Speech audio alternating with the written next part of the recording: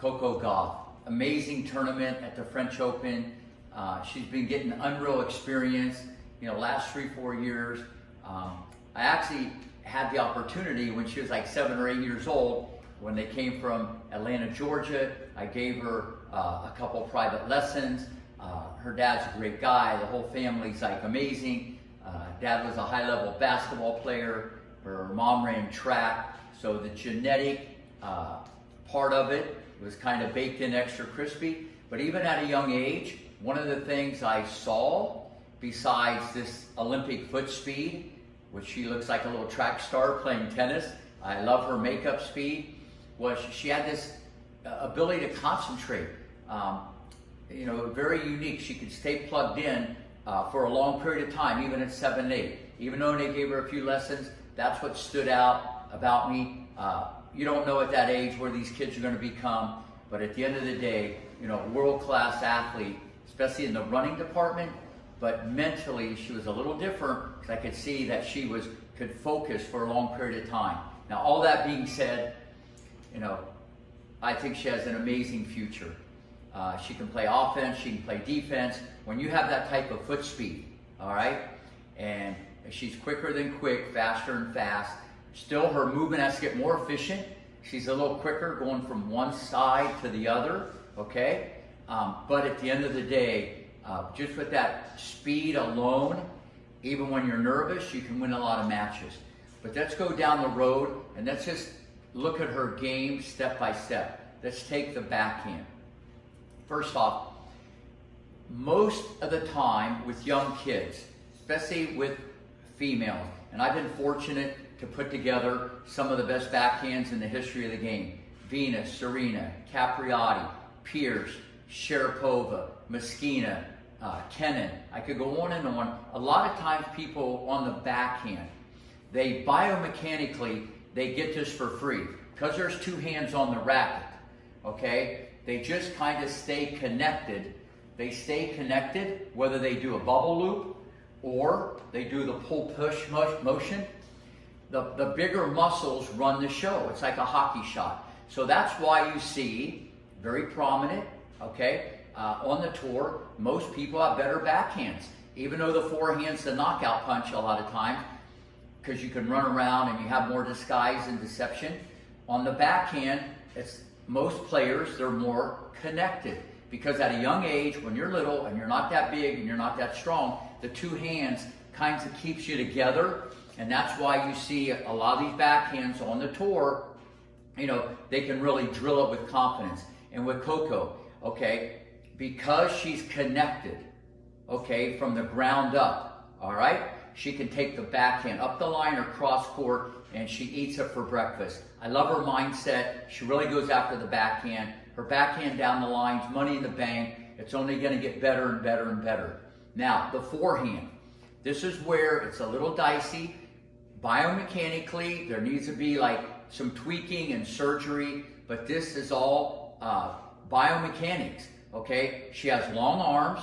She's a wiry athlete. She's very elastic. On one hand, when you have that type of player, okay, you get a lot of freedom. You get a lot of relaxation, which is great. You don't want to be tight and stiff. But on the other hand, there could be a lot of movement that goes on. And then when you get nervous, okay, things have a tendency to disconnect. Instead of the kinetic chain, leg, hip, shoulder, arm, it can get disconnected. And a lot of times Coco uses her arm so much, and she kind of has to jump up in the air and just kind of hit with a lot of top spin. So that's why the forehand needs some tweaking, okay? It needs to be put together. There's a way to do this, not a wrong way, right way, there's a better way. I would change the elbow position, I change the take back. It's not just practicing more, it's not footwork, it's not just like hitting more of the same. That ain't gonna work. There's a little hole there. No one's perfect, but this can be corrected. But it all has to be based on science. Now, her style of play, okay? I like it when she gets someone off balance. She uses that athleticism.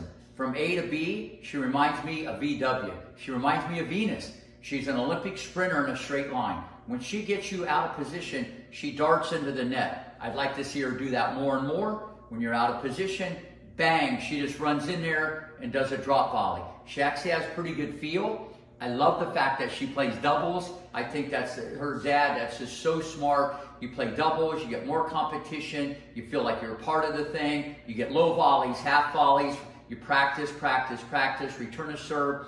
The doubles has really helped her development, besides her having unbelievable success getting to the finals of the French, and she's still a kid. So at the end of the day, I love the fact that she plays doubles. It's really helped her singles. But her style of play, to really get to the mountaintop, it's one thing to get in there. It's another thing to stay there, okay? I'd love to see her change her style a little bit. Her defense is always going to be world class. Her counter punching is always going to be world class, all right? So she can reset.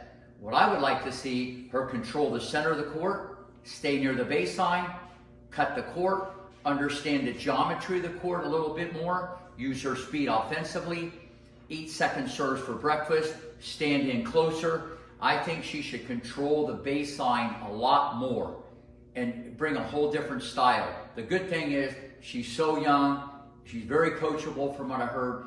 At the end of the day, okay, these are things that are really going to help her big time, big time. Next thing, her competitive spirit. The kid's a battler, a warrior. Mentally, she has to be different. I tell everybody, it's what's under the hood. You can see from the outside, she's a world-class athlete with her movement, but it's what's under the hood. I tell everybody, tennis is a game of inches, from one ear to another, all right? And this kid mentally is very strong. She has a lot of humility. I love that, okay? She's not getting ahead of herself. Great family dynamic. There's balance in her life. So at the end of the day, this is like a big, big key. But she's mentally strong, all right? And this last tournament, she seemed pretty cool, calm, and collected. Remember, it's a game. It's all about the competition.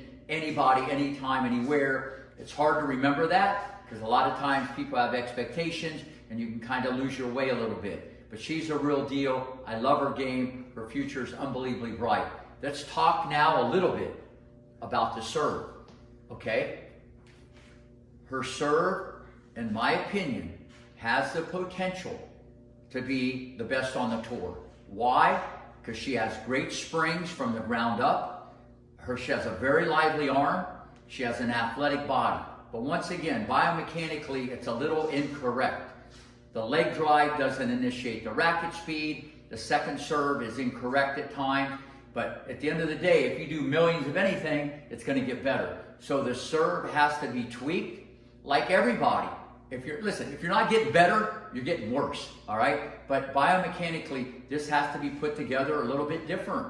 Or you're just going to have good days, bad days, and at the end of the day, it's the same thing. So the forehand and the serve, there needs to be, like, based on science, a different way to go about doing this. We can expedite the learning curve, might have to reverse engineer a few things, but those are two areas that are only going to get better if they want to really address it. But when it's all said and done, she's the real deal. I know some people said, look at the draw she had at the French Open. Listen, she didn't pick who she's going to play. It's who's ever on the other side of the net. And the last time I looked, you still got to win the match. I don't care if you're playing number 1, number 30, or number 20. All right? Amazing athlete, world-class player, world-class family. I'm just telling you right now, Coco Gauff, the real deal. She's not going anywhere. And most of all, what I love, she's a great role model for every kid growing up.